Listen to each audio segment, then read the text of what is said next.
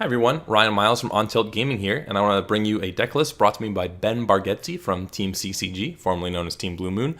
And one of the interesting things about this whole video I'm going to do here is that I'm going to try and walk you through Ben's thought process through building this deck. So initially I met Ben at Worlds, and for anyone who was at Worlds, you could see the head honchos of Force Will kind of walking around the top tables in Swiss, and it was all Fox and Prisia. There was nothing else that got past, 2 and 0 before they started losing to just one of the other decks, right?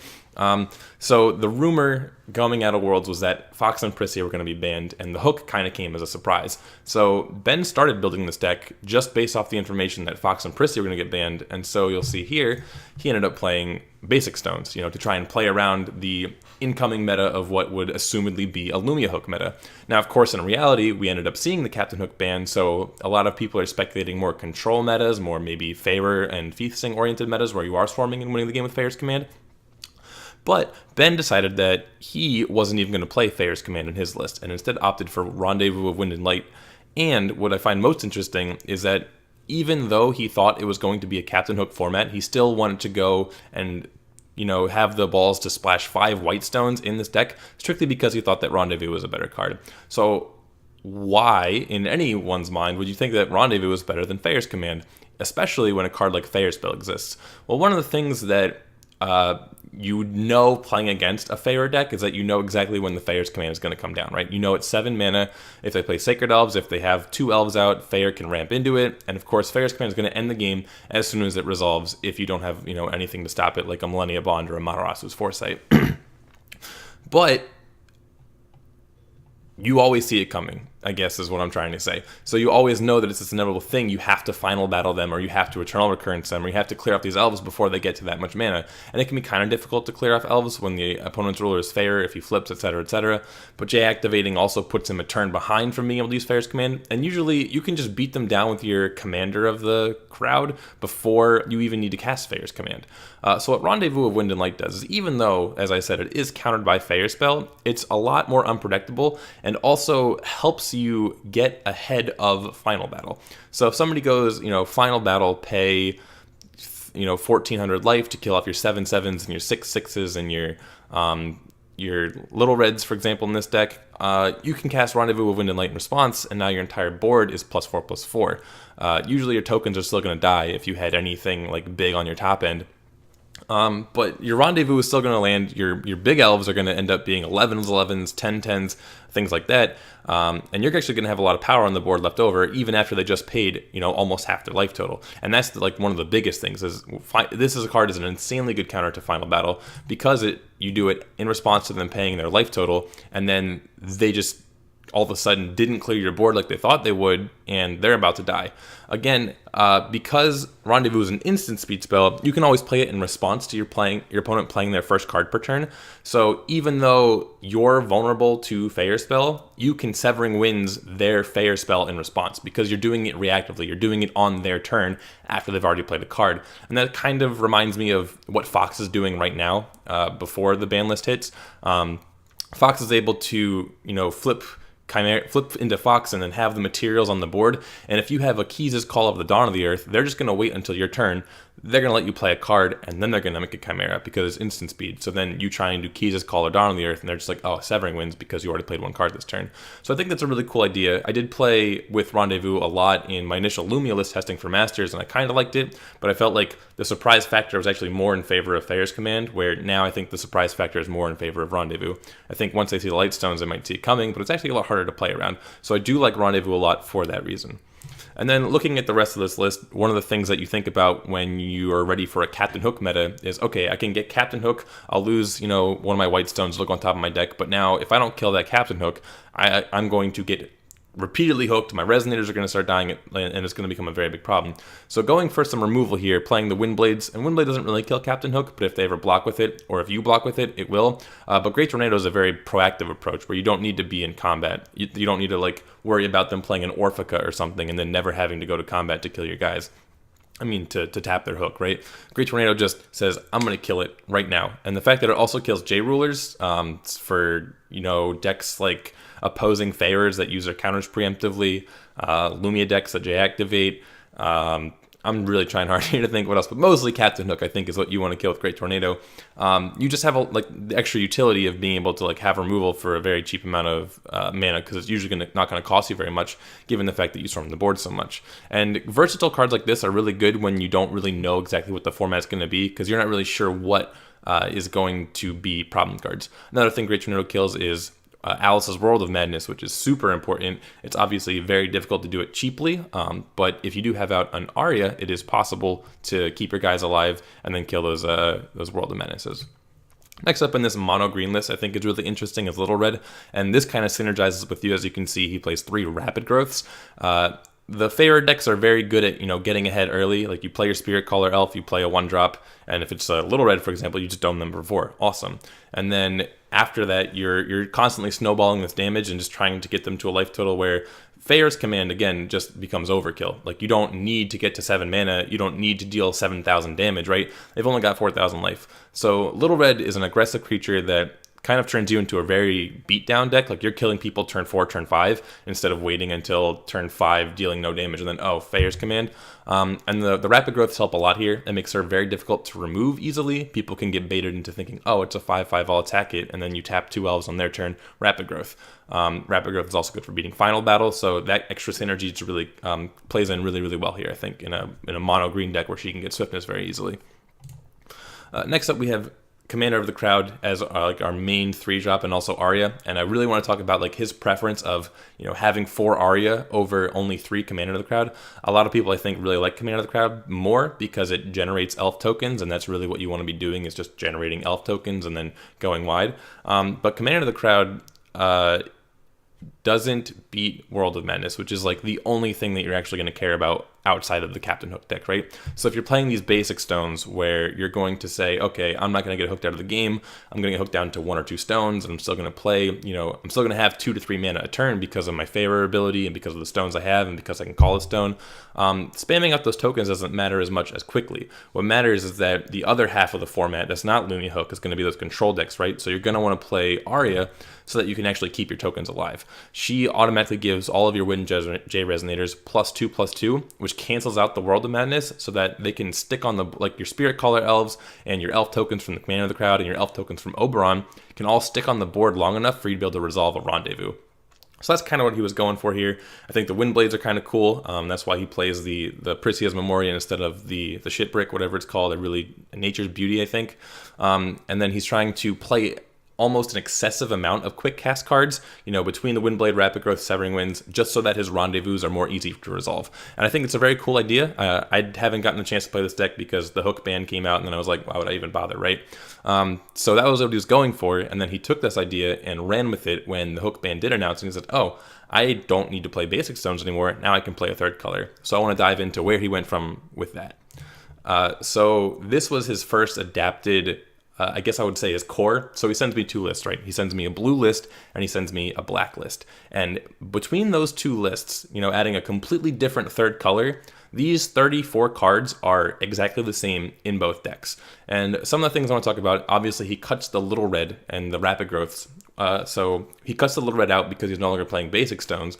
And without the Little Red, I feel like the Rapid Growth does lose some of the punch. You're no longer playing that aggressive turn 1 hit you for 4, that turn 2 hit you for, Rapid Growth 9 or whatever.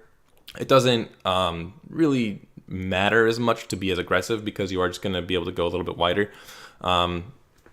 And you do have other things you want to be doing with your mana instead of just putting more power on the board, and I'll get into that when we go into the other deck lists.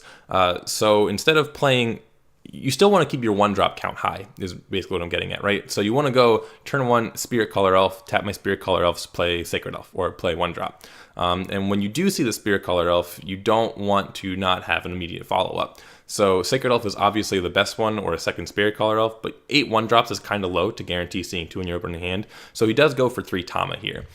Tama's not super synergistic with the deck overall. It is just green Swarm, and I think it's probably the best card in the slot that I would play. Better than Divine Bird is basically what I'm trying to say. But it does just increase your 1-drop count and also give you a bit more gas to find other things to play on turn 2. But you really just want a high number of 1-drops because of the Spirit Caller Elf Faerur interaction. And then he also puts in Melfi here, again going up to a third color. Now your base green, but you've also got your white for Rendezvous, and then you've got your blue or your black. So Melfi makes a lot of sense because it's going to help you always make sure that you have that extra color that you need. Never, ever, ever get color screwed, basically. And in addition, we did take out the Wind Blades because we are going into the shit bricks more, and the Wind Blade's not as important because we don't need to kill as many things in a format. Because without Captain Hook, I think it invariably turns into a control format, and that's why you can see the black is for Nameless Mist, the blue is for Millennia Bond, and it's really not that much less than a pure just green beatdown list. But Melfi is another card that's going to help you bait out the Faerur spell because we are still playing the Rendezvous, but it's also going to help you color fix. It's going to be an elf for, Arya and Commander and all that stuff. So I think Melfi makes a lot of sense when you go up to 3 colors. And then the other card he adds in here is going to be the Elemental Blast, and that is interesting to me. I think that it is mostly in response to the mirror match, because you do want to kill the Commander of the Elves as easily as possible. You do want to kill Arya as easily as possible, and this is just a 1-mana answer to those 3-mana cards, which is very, very powerful. And if you can bait out your opponent's Severing Winds for a 1-mana card instead of trying to play like a 3-drop and then a 2-drop and then getting that card severed, it's just very good for you overall, and it is something that I can completely see being in this list. I think the Great Tornadoes still being in the deck are a little bit ambitious. I would probably even go up on Severing Winds or Faerur Spell or more Elemental Blast, but overall, I can see why he still wants a Great Tornado, because it is his only mainboard addition removal. So next up, hitting the wrong button, sorry. So we're going to go into the actual deck list now. This is the black deck list that he sent me. And as you can see, we have those core 34 cards that I was talking about. And then we have 1 Final Battle, 1 Heteroclite, 2 Nameless Mist, the 3rd Severing Winds, and the 4th Arya. So those are the 6 cards that he puts into the black deck list. And I'm a little underwhelmed at the number of Nameless Mist here. I think that Nameless Mist would be very, very strong in higher numbers. I think it's one of the more powerful cards of the format, especially when your game plan is trying to resolve high value cards like Rendezvous and Great Tornado. And I feel like those cards get, because I think that we're going for a control format where Kaguya 4 and Tree and Charlotte are popular, I think you really do want more Nameless Mist in the deck. But I think that he's been testing it more than I have, so 2 might be the right number after all. And then, of course, also by going into black, we get Final Battle. Final Battle is really, really good against the mirror match as well. So we do have the Elemental Blast I was talking about, where you can, even Abdul is kind of relevant because you do want your Oberons and your Commander of the Crowd to get their enter triggers. But Final Battle against an opposing Faerur deck is extremely strong because it will be able to put your board solidly ahead of theirs, and anytime they try and do anything, you can block it and then have more attackers than them. Like, you will grind out the game 100%. And then his other card here is Heteroclite Excalibur. Personally, I want that to be the 3rd Nameless Mist or the 4th Severing or the 2nd Final Battle. But I think he is. I'm really trying to think of what specific resonators he wants to kill. Arla from Tree would come to mind more than anything. And you don't really want to Final Battle that because it's like 1400 life, but I don't think Tree aggroes you down very much. So that would probably be the argument for Heteroclite, because you don't want to pay 14 when you can pay 5, but I still think that Final Battle in more matchups would be more powerful. And then for his blue list, the cards from the initial 34, this one you see only has a 3 Arla, only has the 2 Severing Winds. He goes for 4 Millennia Bond and then 2 Dawn of the Earth. And Millennia Bond, I think, is incredibly powerful because that is probably the best answer to a card like Final Battle, and also cards like Eternal Recurrence and Crippling Light, which are just generic board wipes that can set you very far behind. Once you have played your turn 1 Spirit Caller and then your turn 2 3-drop, on turn 3, when you have 4 mana, maybe 5 if you played a Sacred Elf or a Melfi, you're able to just play 1 3-drop and then leave open. 1 3-drop and then a 1-drop, or just your Oberon for 4, and then you can leave open 1 stone and then 2 elves to have 2 mana on your opponent's turn. And that protects your board very, very well. And it makes it, I think that Millennia Bond makes it very difficult for control decks to actually compete with Faerur. Nameless Mist is a bit more proactive and cheaper, but you're because of cards like Melfi, it's okay for you to leave open mana on your opponent's turn because you're going to do something with it even if they don't do anything. So I think that this version is a little bit stronger than the black one, and Ben was talking to me and he said that he agrees. He thinks the blue one's a little bit better. And the Millennia Bond is really just the reason why, right? You just don't want to get your board wiped, and you want to protect it as much as possible so you can win the game. And again, if your opponent doesn't play a board wipe, for example, they don't play Final Battle, or they don't play Eternal Recurrence, so they don't do anything that you need to use the mana that you're holding open, that's when you're casting cards like Rendezvous. That's why Rendezvous is potentially more powerful than Faerur's Command, is because when you're leaving mana open anyway for Melfi and for Millennia Bond and for Dawn on the Earth, the Rendezvous is just strictly stronger if they don't do anything. Like, you're not just floating 4 mana, you're just like, oh, I'm going to just buff my entire board now and then kill you on my turn. So I think that's really good. And then, of course, the Dawn on the Earth here is pretty neat.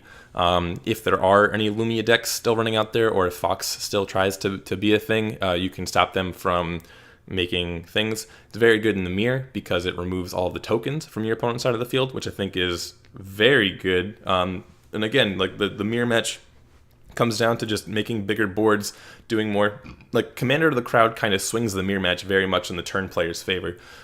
So like, whoever goes first is going to come out very ahead because they're going to play a guy first. They're going to play more tokens first. They're going to swing and have bigger guys. Your opponent's going to swing and have bigger guys. And you have to like leave open the correct amount of blockers to make sure that your guys aren't just dying for free and leaving open the correct blockers.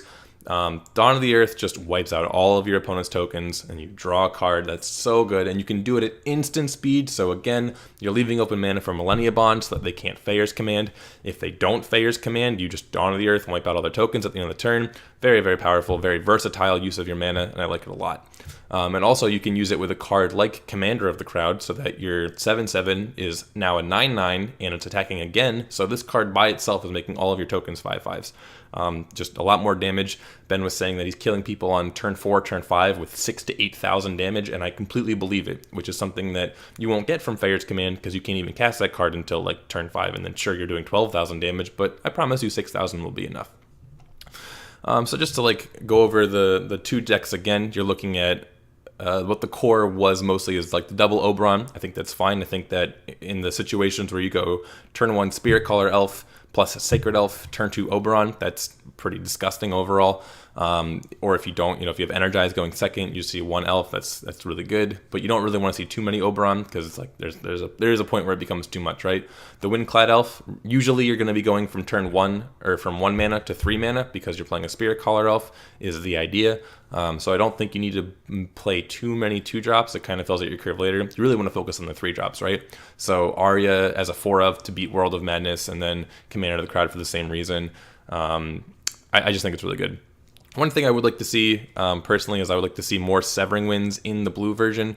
I think that Millennia Bond's a good card, but you will get into situations where you're going to get into Counter Wars, and Severing Winds would just be better. You don't want to have you don't want to not see Millennia Bond when you need it, but you really want to find more copies of Severing Winds than you find of Millennia Bond. So I think that maybe a 3/3 split or cutting down in the Great Tornado. I'm going to hate this card for a while because I haven't seen it in action myself. Like, I've played a couple hands of the deck, I've drawn them, and they just haven't been doing much. So I'd like more proactive Counter Wars, but that's where I think I would go with the deck. But overall, I think it's a very cool idea. I really like the idea of going with the Rendezvous over Faerur's Command because I do think that there's a lot of merit to it and a lot of ability to outplay your opponent with that kind of line. So yeah, that's the deck, guys. I'll make sure to have a link to all of the decks in the description. Thank you very much, Ben, for sending me these lists and letting me talk about them. And I hope I haven't taken up too much of your time, guys. Thank you very much for watching, and I hope you enjoyed the video.